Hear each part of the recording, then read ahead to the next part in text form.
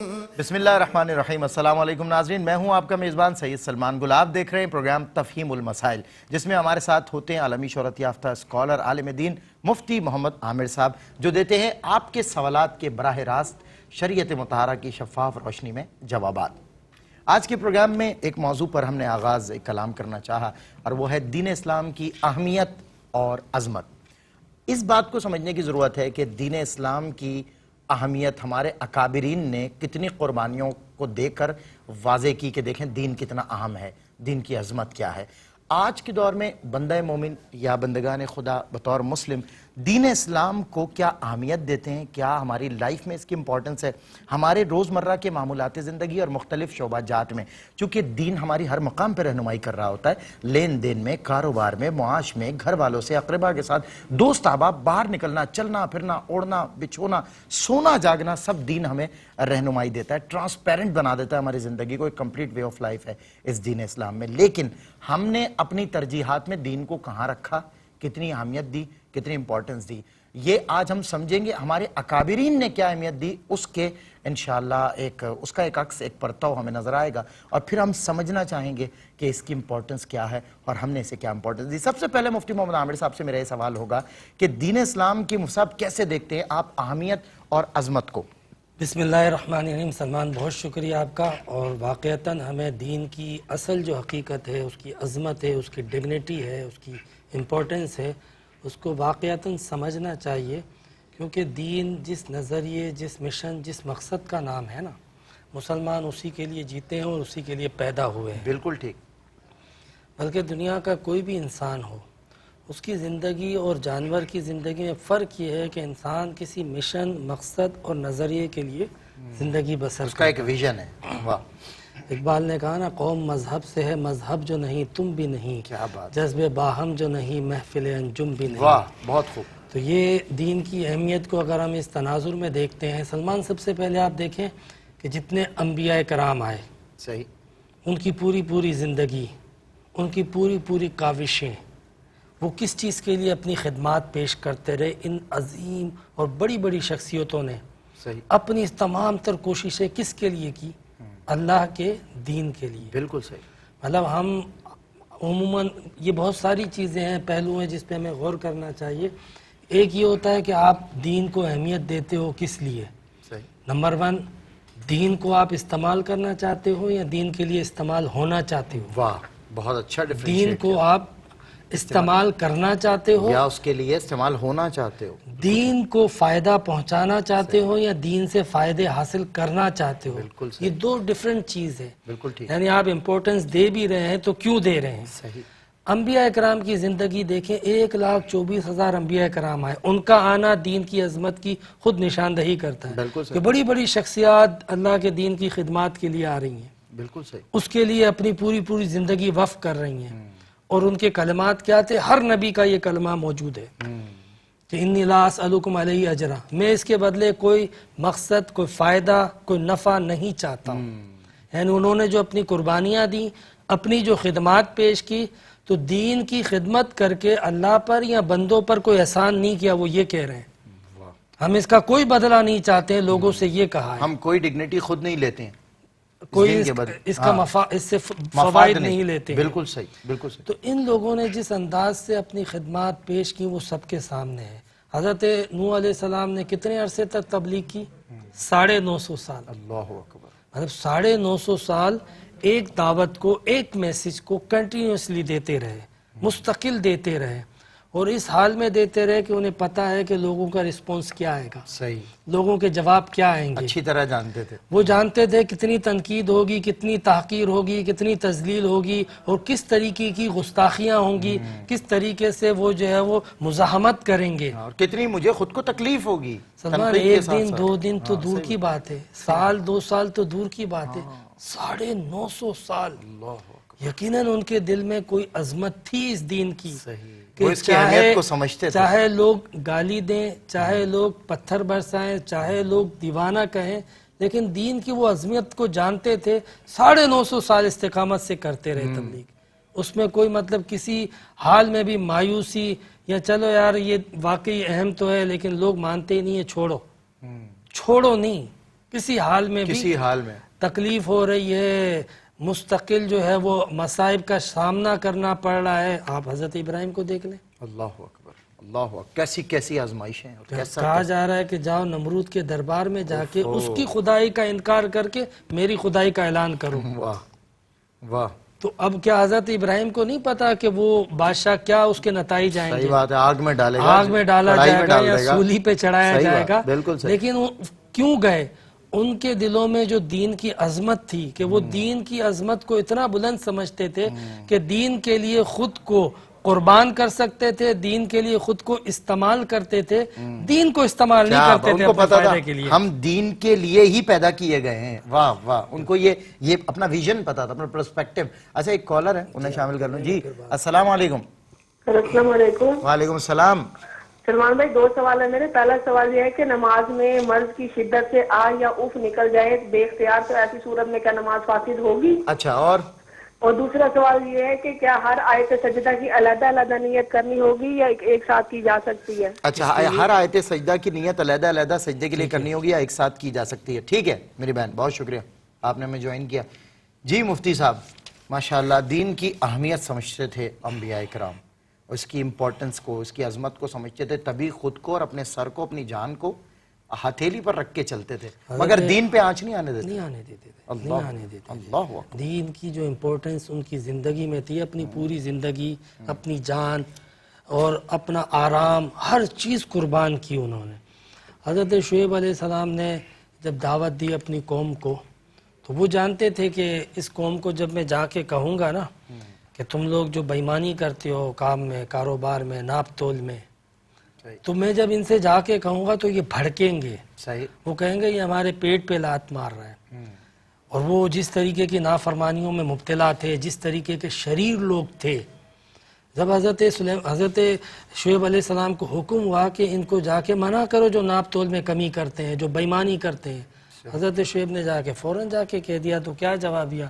شعیب تمہاری نماز تمہیں کیا یہ سکھاتی ہے کہ ہم اپنے آباء و اجداد کے دین پہ نہ چلیں اور اپنی مرضی سے اپنے مال میں تصرف نہ کریں؟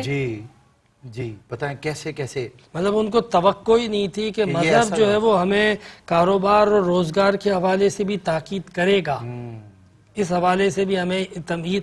تو جب حضرت شعیب کو حکم ہوا انہوں نے جا کے کہہ دیا کہ یہ جو تمہارے طریقے آرام خوری ہے اس کو درست کرو. اللہ اکبر. مزا کے اعلان کر دیا. پھر اس کے بعد انہوں نے جو تشدد کیا، جو سختیاں کی، اور حضرت شعیب علیہ السلام کو اپنی قوم سے نکالنے کی جو تیاریاں کی، تو حضرت شعیب علیہ السلام کو دیکھ لو، جس طرح سابقہ انبیاء نے بغیر کسی پرواہ کے نتائج کے بالکل صحیح اپنے آپ کو پیش کیا دین کے لیے.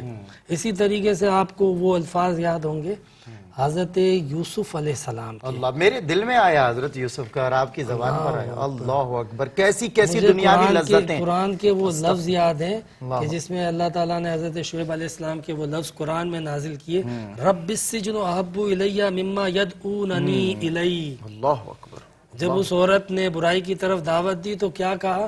یا اللہ میں اس برائی کی دعوت کے مقابلے میں قید ہونا پسند کرتا ہوں، اللہ اکبر. لیکن تیری نافرمانی اور تیرے دین کی بغاوت کو پسند نہیں اللہ، کرتا. دنیا کی کسی لذت کو میں اس پر ترجیح نہیں دوں گا. ہر ترجیح میری جو پہلی ہے وہ دین ہے.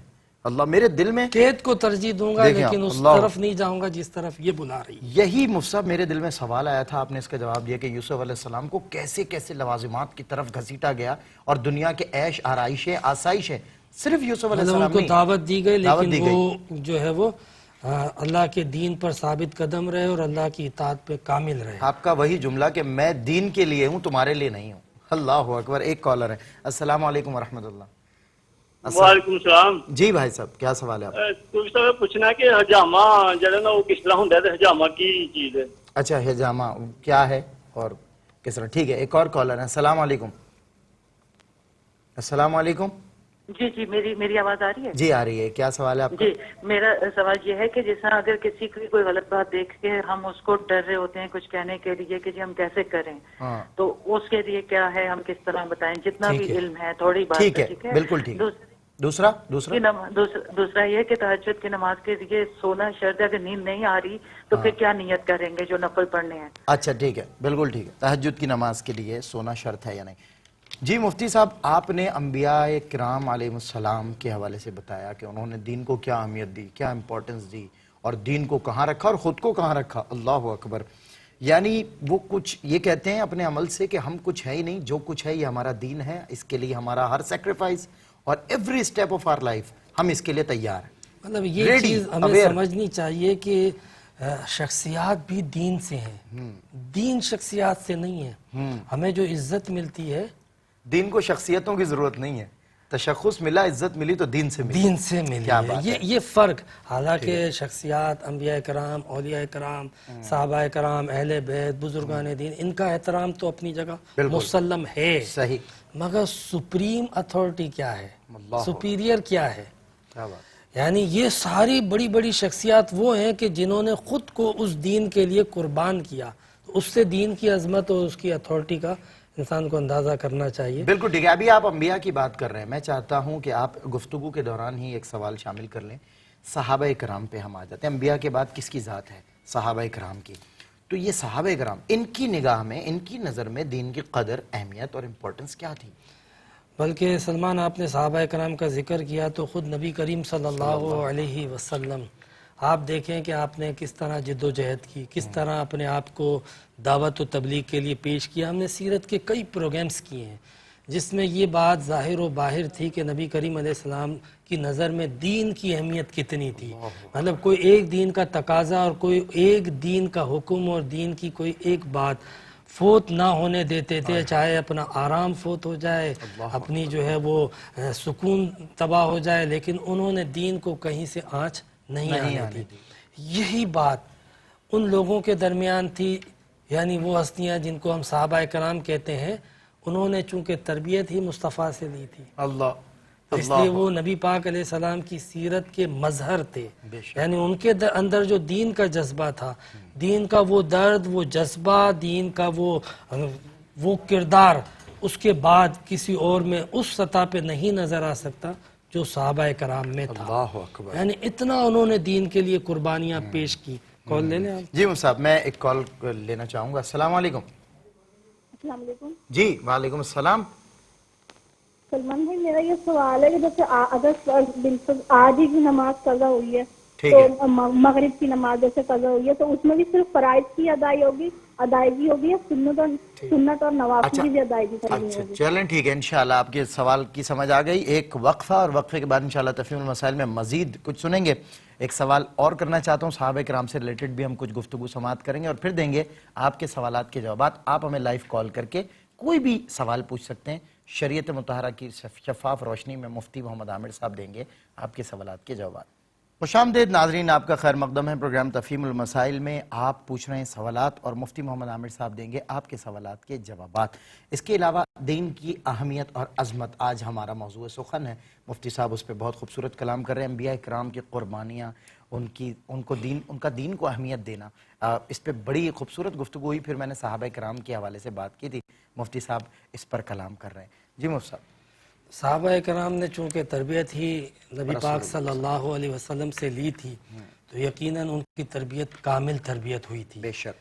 اس لیے انہوں نے، ان کے دلوں میں جو دین کے لیے جذبہ تھا، محبت تھی، جذبہ دینی، حمیت دینی ان کے اندر جو نظر آتی ہے وہ ہمیں اور کہیں نظر نہیں آتی. مجھے حضرت عمر فاروق کے وہ الفاظ یاد آتے ہیں.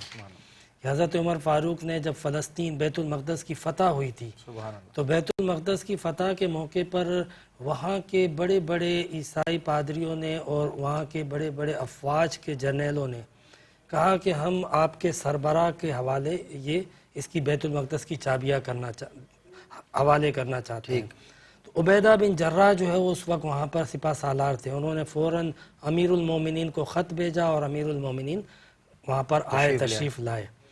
تو جب حضرت عمر فاروق کو آتے ہوئے حضرت عبیدہ بن جراح نے دیکھا نا، تو دیکھا کہ یہ وہی عرب کے سادہ لباس میں موجود ہیں اور پھر سفر کی وجہ سے دھول اور پیوند بھی لگے ہوئے ہیں. اللہ اکبر. تو عبیدہ بن جراح جلدی سے آگے گئے اور جا کے عرض کی کہ امیر المومنین، بڑے بڑے جرنیل، پادری اور دنیا کے بڑے بڑے طاقتور لوگ آپ کے استقبال کے لیے کھڑے ہیں.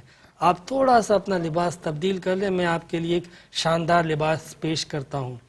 حضرت عمر فاروق مسکرائے, عبیدہ بن جراح کے یہاں سینے پہ ہاتھ لگایا اللہ اور فرمایا کہ عبیدہ ہمیں جو یہ عزت ملتی ہے نا, یہ ہمارے لباس سے نہیں, ہمارے دین سے ملتی ہے, ہمارے دین سے ملتی ہے, کردار سے ملتی ہے. کردار سے ملتی ہے. واہ صاحب, بہت خوب. اور پھر اسی لباس میں آپ جو ہے وہ وہاں پر پروٹوکول کو ڈینائی کیا آپ نے وہیں پر اسی وقت. اللہ اکبر. پھر آپ دیکھیں کہ اگر کالر نہ ہو تو میں عرض کروں. جی ایک کالر کو میں شامل کر لوں. السلام علیکم.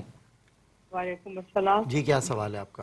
جی میں مسز عبد الرحمٰن بات کر رہی ہوں نشیرہ سے. جی سوال آپ کا. میرا سوال یہ ہے کہ جب تلاوت کی جاتی ہے نا فرض کے دوران, یعنی سورت اخلاص ہم نے پڑھی اور اس کے بعد ہم سورت فیل نہیں پڑھ سکتے نا ترتیب کے ساتھ, صحیح. یہ بتائیں. مطلب سورہ اخلاص آپ نے پڑھی تو اس کے بعد, اچھا ٹھیک ہے, اگلی سورت. ٹھیک ہے, ٹھیک ہے, بالکل ٹھیک ہے, انشاءاللہ شامل کریں گے.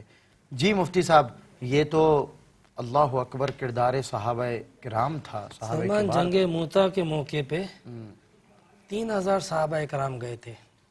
مقابلے میں روم کے بارڈر پر جو تبوک سے پہلے ہوئی تھی 2 لاکھ افواج تھی اللہ اکبر, رومیوں کی. 2 لاکھ. تو اس میں بڑے بڑے نام موجود تھے. حضرت خالد بن ولید بھی تھے جنہوں نے مسلمانوں کو بچا کے نکالا. جی. تو صحابہ کرام میں مشورہ ہوا کہ ہمارے ایک ایلچی کو, ایک میسنجر کو قتل کر دیا گیا تھا, ہم اس کے لیے آئے تھے لیکن مقابلے میں 2 لاکھ کی فوج ہے, صحیح. تو ہم کیوں نہ واپس چلے جائیں, ان سے کہاں ٹکرائیں گے. صحیح. تو ایک صحابی رسول نے کہا کہ دیکھو بے شک مقابلے میں 2 لاکھ ہیں, ہم 3000 ہیں, لیکن ہماری جو کامیابیاں اور فتوحات ہیں وہ افراد سے نہیں ہے, اس دین سے ہیں. واہ سبحان. جس جذبے سے ہم آتے ہیں اس جذبے سے ہے, اور جس خلوص سے ہم آتے ہیں اس خلوص کی وجہ سے اللہ تعالی ہمیں کامیابیاں عطا کرتا ہے. لہٰذا انہوں نے اس دین کی عظمت کو سامنے رکھتے ہوئے کبھی ان چیزوں کی بھی پرواہ نہ کی کہ ہم قربان ہو جائیں یا ہماری جو ہے وہ جانیں سلب ہو جائیں. انہوں نے دین کے لیے اپنے آپ کو 3000 کے لشکر نے 2 لاکھ کے سامنے پیش کیا. اللہ, ہم بچیں نہ بچیں, دین بچنا چاہیے. اور بہرحال انہوں نے دین کی عزت کو قائم و دائم رکھ کے ایک بہت بڑا جنگ موتا کے اندر 3000 افراد نے 2 لاکھ رومیوں کو پیچھے دھکیلا. کیا بات ہے, وہ جرت کا مظاہرہ کیا. واہ. تو یہ چیزیں ہمیں دیکھنی چاہیے کہ صحابہ کرام کے اندر جو دین کی اہمیت تھی, وہ اس دین کی عظمت کو جس طرح جانتے تھے. آپ کو پتہ ہی ہے کہ ابتدا اسلام میں جو قربانیاں دی کسی سے ٹھکی چھپی نہیں ہے. مطلب سڑکوں پہ گھسیٹا جاتا تھا تپتی ریت کے اوپر اور چمکتے سورج کے نیچے عرب کے صحرا میں, اور ان کے سروں پہ لوہے گرم کر کے داغے جاتے تھے, ان کے اوپر پتھر رکھے جاتے تھے. لیکن وہی احد کے نعرے تھے. مطلب چاہے جو قربان ہو جائے. اصحاب صفا کون تھے؟ اصحاب صفا وہ لوگ تھے کہ جنہوں نے دین کے لیے سب کچھ چھوڑ کے دہلیز مصطفیٰ کو ہمیشہ کے لیے اپنا لیا تھا کہ جب ہم اس دین کو اپنائیں تو سب کو ٹھکرا دیں. تو وہ دہلیز مصطفیٰ پہ جمع ہو گئے تھے. آپ دیکھیں کہ ایک صحابی رسول, ان کی والدہ ماجدہ, انہوں نے وہ اسلام قبول کرنے پہ احتجاج کیا. انہوں نے کہا کہ بیٹا تم اپنے باپ دادا کے دین کو اختیار کرو ورنہ میں کھانا چھوڑ دوں گی. وہ صحابی رسول عرض کرتے ہیں کہ مجھے اپنی والدہ سے بڑا پیار تھا, بڑی محبت تھی, لیکن میں نے پھر بھی میری والدہ سے کہا کہ اماں جان آپ کھانا کھا لیں لیکن مجھے دین کو چھوڑنے کی آپ بالکل جو ہے وہ ضد نہ کریں. والدہ نے ایک دن نہیں کھایا اور بہت کمزور ہو گئی. تو بیٹے نے کہا کہ امی جان اگر آپ کے جیسی 1000 جانیں بھی ہوتی اللہ اکبر اور مجھے اس دین کے لیے قربان کرنی پڑتی تو میں قربان کر دیتا, لیکن اس دین کو میں نہیں چھوڑ سکتا. اللہ اکبر. یہ جذبہ, یہ دین کی عظمت, ڈگنیٹی آپ دیکھیں, یہ اہمیت تھی دین کی ان کی نظر میں, یہ عظمت تھی. اللہ اکبر. یعنی اپنی ماں کو بھی قربان اور اپنی اولاد کو بھی قربان کر دینے کا جذبہ جو صحابہ کرام سے ہمیں مختلف مواقع پہ نظر آتا ہے. 2 کالرز ہیں ہمارے ساتھ, میں شامل کرتے ہیں. السلام علیکم. جی وعلیکم السلام. میرا ایک سوال تو یہ مفتی صاحب کو بھی سلام کیجیے سن گا. رہے ہیں. جی جی. اور آپ کا پروگرام مجھے بہت پسند ہے, آپ کا سمجھانے کا بتانے کا طریقہ بہت اچھا ہے. بہت شکریہ. آپ ایک سوال میرا یہ ہے کہ میں جب نماز پڑھتی ہوں نا اتحیات میں, مجھے تشہد میں مغالطہ لگتا ہے کہ میں نے جیسے تشہد نہیں کیا, یعنی انگلی نہیں اٹھائی. ٹھیک ہے ٹھیک ہے, انگلی نہیں اور اٹھائی. دوسرا پھر یہ ہوتا ہے کہ میری ایج 70 ایئرز ہے. اچھا 70 سال کی ہوں میں, 78 ایئرز. اور اکثر میں نماز میں بھول جاتی ہوں, سجدہ سہو کرتی ہوں, پھر مجھے یہ لگتا ہے کہ میں نے سجدہ سہو بھی نہیں کیا. اچھا تو پھر میں دوبارہ بھی کئی بار کر لیتی ہوں، پھر نماز دہرا بھی لیتی ہوں. ٹھیک ہے. اچھا، اور دوسری چیز یہ کہ صلاۃ التسبیح میں پڑھتی ہوں ٹھیک تو اس میں بہت غور کر کے مطلب رکعتیں گن کے کہ یہ پہلی رکعت کا پہلا سجدہ ہے، دوسرا سجدہ ہے. پھر بھی آخر میں زیادہ تر یہ ہوتا ہے کہ میں بھول جاتی ہوں کہ 2 سجدے ہو گئے ہیں، پھر میں سجدہ سہو کر لیتی ہوں. صحیح. تو اب اس میں صلاۃ التسبیح کی جو وہ تسبیح ہے اس کی تعداد کا کیا مسئلہ ہوگا؟ اچھا ٹھیک ہے. ٹھیک ہے انشاءاللہ. یہ اللہ تعالیٰ کی عبادت کا جو انداز ہے دین ہمارے کی اہمیت والی بات ہو دوسرے گئی. ناظرین بھی سن رہے ہوں گے. اللہ تعالیٰ تو یہی میں سوچ رہا تھا. دیکھ ہی رہا ہے نا بے شک. کہ میری بندی جو ہے وہ مسلسل عبادت کے لیے کتنی محنت اور کوشش کرتی اللہ ہے، اکبر. کتنا مجھ سے لو لگاتی ہے. اللہ اکبر. انشاءاللہ میں عرض کروں گا. ہاں کیا بات ہے صاحب. یہی لطیف جو باتیں میرے ذہن میں آئی ہیں. عمر کا بھی تقاضا ہے، یادداشت کے معاملات، لیکن یہی ترجیح ہے دین کی بات ہے کہ مطلب سب کچھ ایک طرف، مگر میں نماز تو نہیں بھول گئی، کھانا بھول گئی کوئی بات نہیں، لیکن نماز میں تو کوئی رکعت نہیں بولی. کیا بات ہے. ایک اور کالر ہے. السلام علیکم. السلام علیکم. جی ٹھیک ہے. مفتی صاحب ایک سوال مختصر سا اگر آپ اس کا بھی جواب دے دیں.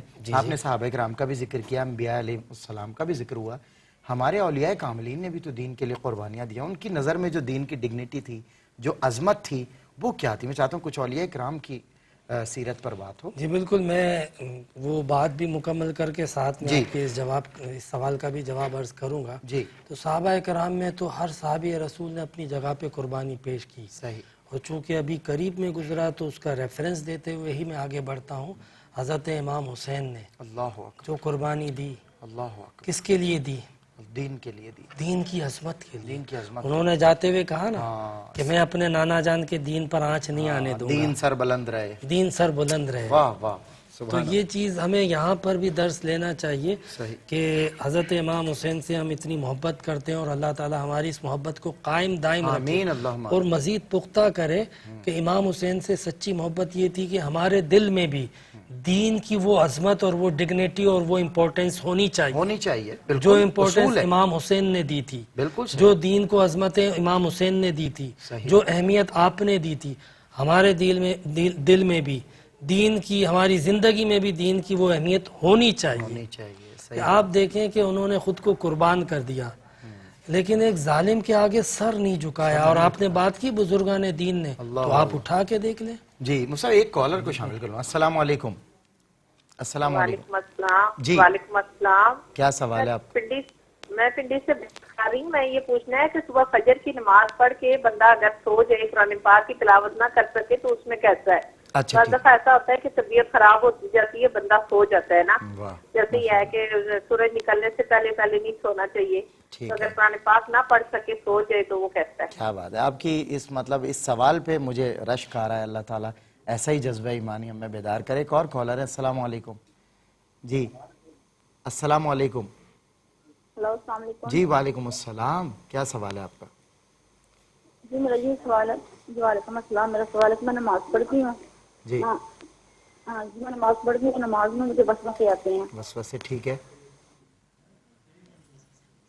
بالکل ٹھیک ہے. اس کا بھی انشاءاللہ جواب دیں گے. کیا بات ہے، مجھے بہت اچھا لگا. وہ سب ایسے اچھے سوالات آتے ہیں نا کہ لوگوں نے اپنے اوپر ان اعمال کو لازم کیا ہوا ہے، قرآن کو لازم کیا ہوا ہے، نماز کو لازم کیا. میں تو ان کے سوالات سن کے بھی ایک اپنے اندر دین کا جذبہ اور محبت بیدار کرتا ہوں. بیٹھنا وصول ہو جاتا ہے آپ کا. سن کے ایک مطلب ایک جذبہ اور بیدار ہوتا ہے کہ اتنا شوق اللہ تعالیٰ کی عبادت کا اور اتنا اس کے اوپر توجہ. سبحان اللہ سبحان اللہ. تو میں عرض کر رہا تھا اولیاء کرام کا کہ جس طرح حضرت امام حسین نے ان کے اندر جو دین کی اہمیت تھی اور انہوں نے جس طریقے سے اپنے آپ کو قربان کر دیا مگر دین کو نہ جھکایا، یہی اسوہ حسینی آپ کو بزرگان دین میں نظر آئے. اللہ اکبر. آپ اولیاء کرام کی زندگی کو اگر آپ دیکھو گے تو آپ کو یہ بات واضح نظر آئے گی، کہیں پر بھی انہوں نے خود کو، علم کو، دین کو نہیں جھکایا.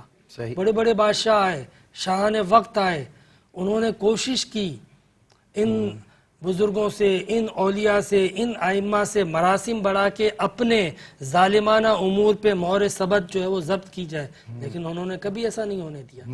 آپ دیکھ لیں امام اعظم ابو حنیفہ کو، آپ دیکھ لیں حضرت حسن بصری کو. مطلب حجاج بن یوسف کتنا ظالم تھا، اس کے ایک معمولی سے انکار پہ کتنے علماء کی گردنیں کٹی. لیکن آپ ادھر دیکھ لیں اسی موقع پر حجاج بن یوسف کے موقع پہ حضرت حسن بصری کو اللہ اکبر، جب حجاج بن یوسف ان کے پاس آیا اور یہ واز کر رہے تھے تو پوری مجلس کو اس نے گھیر لیا. صوفیہ کرام جو اس وقت موجود تھے کہنے لگے آج حسن بصری کا امتحان ہے.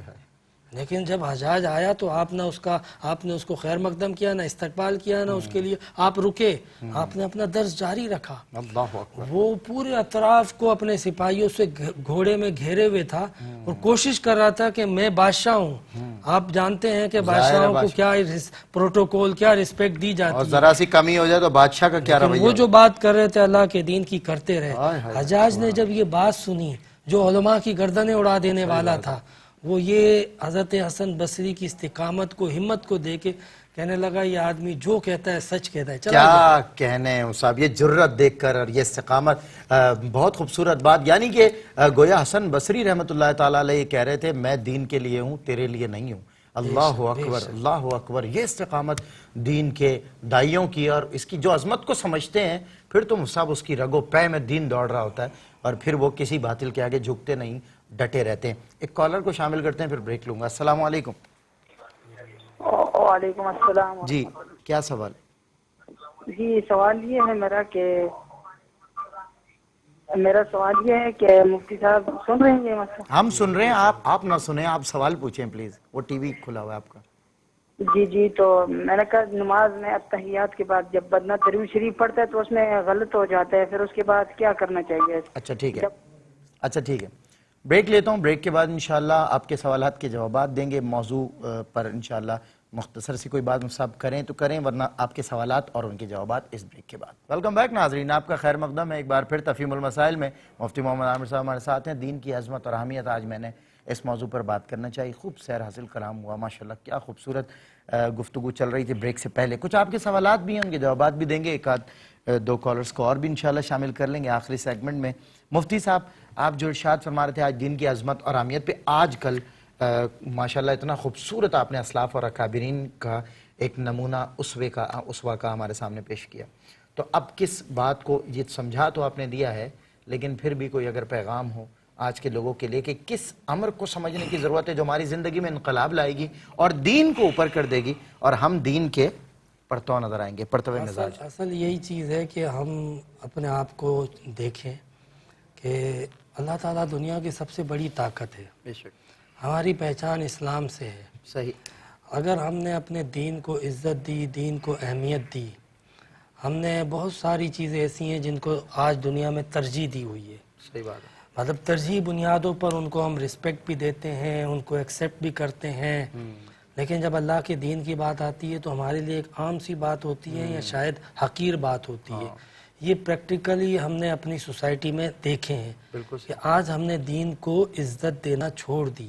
مطلب قرآن ہے، شعار دین ہے، نمازیں ہیں، اللہ کا حکم ہے، اللہ کے فیصلے ہیں، ہمیں ان کو عزت دینی پڑے گی. صحیح بات. اگر آپ ان کو عزت دو گے تو آپ کو پھر پتہ چلے گا مسلمان کیا ہے اور مسلمان کے ساتھ اللہ کی طاقت کیسے شامل حال ہوتی ہے.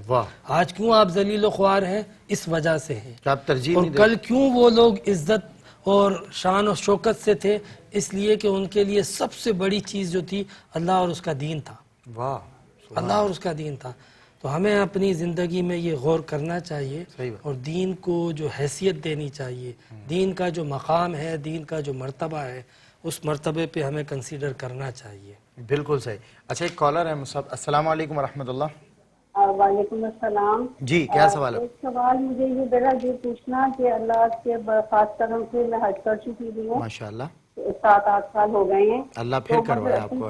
پوچھنا میں نے یہ بس اللہ پاک دوبارہ بھی توفیق عطا فرمائے. پوچھنا مجھے یہ ہے بیٹا کہ جو حج سے پہلے کی میری قضا نمازیں ہیں جی ان کے متعلق کیا حکم ہوگا؟ بالکل ٹھیک ہے، اس کو انشاءاللہ شامل کریں گے. ایک اور کالر ہمارے ساتھ ہیں. السلام علیکم. ٹھیک ہے مفتی صاحب، میرا خیال ہے سوالات کے جوابات کی طرف آئیں تو اختتامی لمحات میں بھی کوئی سوال کرنا چاہوں. اگر نماز میں درد اور تکلیف کی وجہ سے کوئی آواز نکل جاتی ہے ہلکی سی یا تھوڑا اس سے زیادہ نارمل سی آہ وغیرہ، تو اس سے نماز فاسد نہیں ہوتی ہے. صحیح.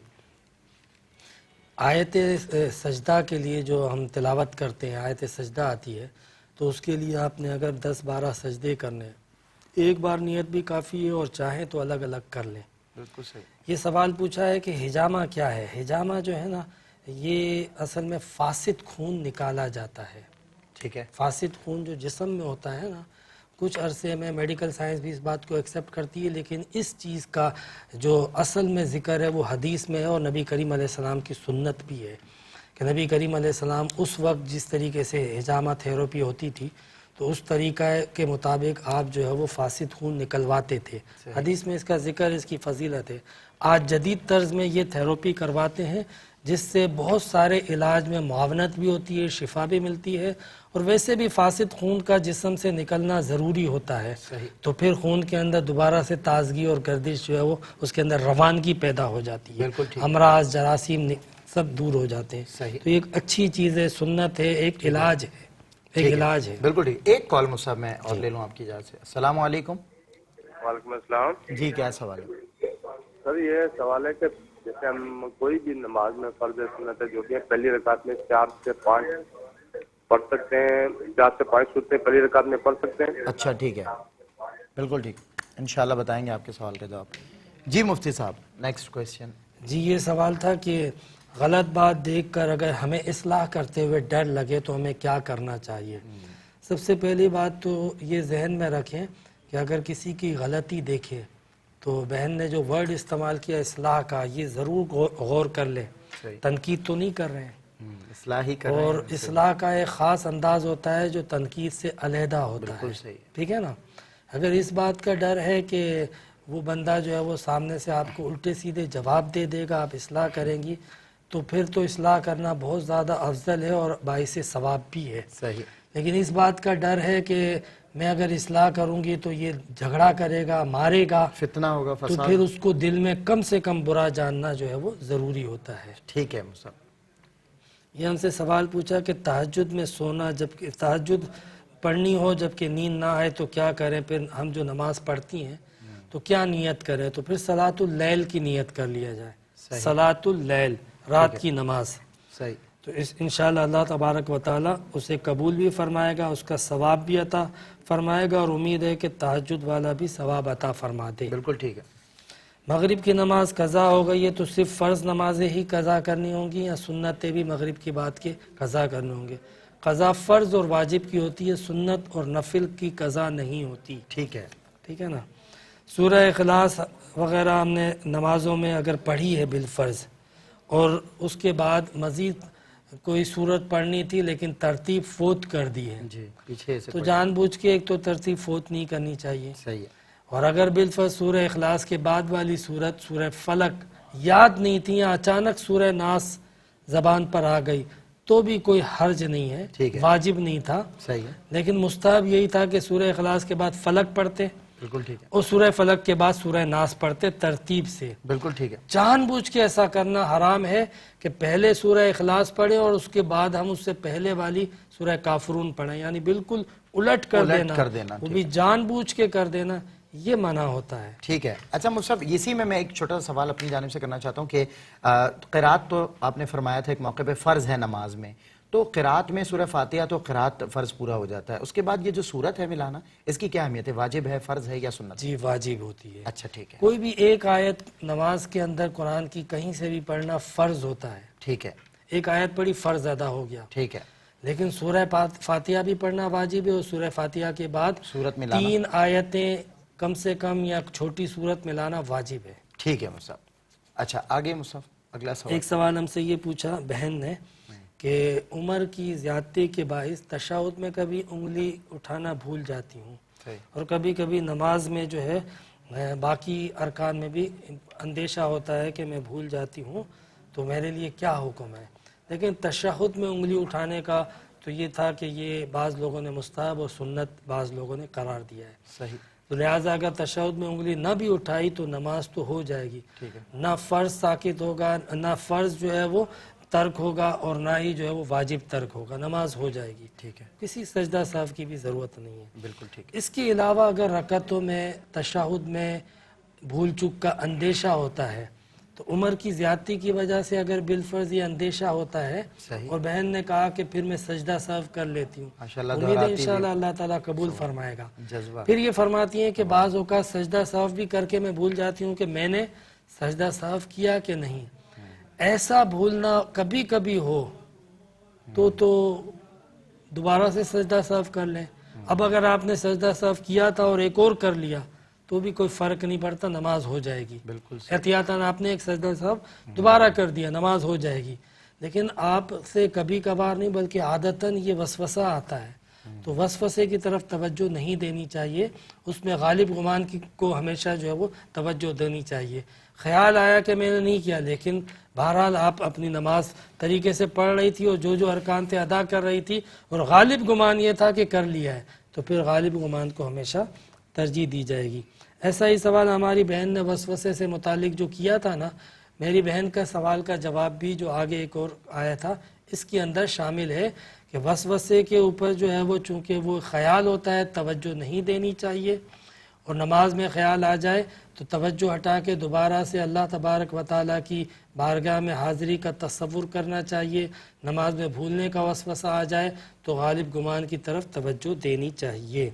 یہ ہم سے سوال پوچھا ہے کہ فجر کے بعد سو جاتی ہوں، تلاوت نہیں کرتی ہوں، تو بہرحال یہ آپ اگر تلاوت کرتی ہیں تو بہت اچھا عمل ہے، اور ہمیں بھی دعا میں یاد رکھیں، اور اگر رہ جاتی ہے تلاوت آپ کی اور کسی اور وقت کر لیتی ہیں، اور یہ بہت اچھی بات ہے، فرض واجب نہیں تھا۔ ٹھیک ہے، یہ بھائی نے سوال کیا کہ بہن نے سوال کیا درود شریف پڑھنے میں بھول چک ہو جائے، تلفظ کی غلطی ہو جائے، الفاظ آگے پیچھے ہو جائیں، تو چاہے درود شریف ہو، تشہد ہو یا کوئی آیت سورت ہو، اس میں غلطی ہو جائے اور پھر سے آپ نے ریپیٹ کر کے تصحیح کر لی تو پھر کوئی بات نہیں، کسی سجدے سہو کی ضرورت نہیں ہوتی ہے۔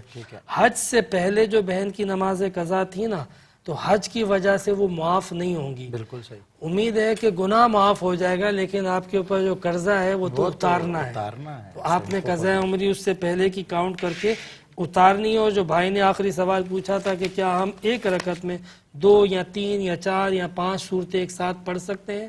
بالکل پڑھ سکتے ہیں، کوئی حرج نہیں ہوتا، انشاءاللہ آپ پڑھ سکتے ہیں۔ بالکل ٹھیک ہے، بہت شکریہ مصعب، بہت اچھے موضوع پر بہت خوبصورت آپ کلام کرتے ہیں۔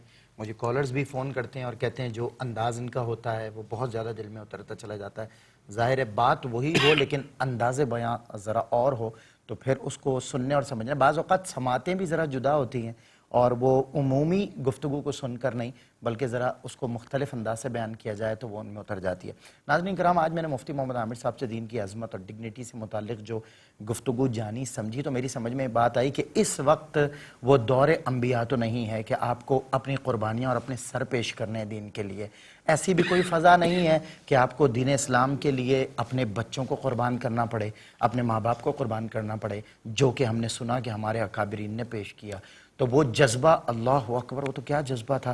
لیکن آج ابھی جو کچھ کالرز کے سوالات آئے کہ صبح تلاوت کلام مجید، رات کی تہجد، نماز، میری 78 برس عمر ہے، میں نماز کے لیے بہت زیادہ پریشان رہتی ہوں کہ کوئی میری رکعت نہ نکل جائے، تو دراصل یہ بھی جذبہ دینی ہے۔ آج کل کے دور میں اگر ہم اپنے معمولات، ہمارا لین دین، ہمارا کاروبار، ہمارا معاش، ہماری تجارت، ہمارے اہل و عیال اگر دین کے تابع نظر آئیں، یعنی ہم دین کے لیے استعمال ہوتے ہوئے نظر آئیں، تو بخدا یہی دین کی ڈگنیٹی ہے جسے اس دور میں کم از کم اپنی ترجیحات میں تو سمجھ لینا چاہیے کہ ہماری ترجیح اول دین ہے، اللہ ہے، اس کا دین ہے، یعنی ہمارے ہر معاملے میں، ہر فیصلے میں اللہ اور اس کا دین نظر آنا چاہیے، تو لگے گا کہ ہم نے دین کو اہمیت دی، امپورٹنس دی۔ ناظرین کرام، آج کے لیے اتنا ہی، اور یہ وہی دین ہے کہ جس کے لیے پی لیا ابن حیدر نے جام بقا، کھال کھچوائی تبریز نے کیوں بھلا، دار پر چڑھ کے منصور نے کیا کہا، سب بنا کر کھلونے میں رہا تو ہی تو۔ السلام علیکم ورحمۃ اللہ وبرکاتہ۔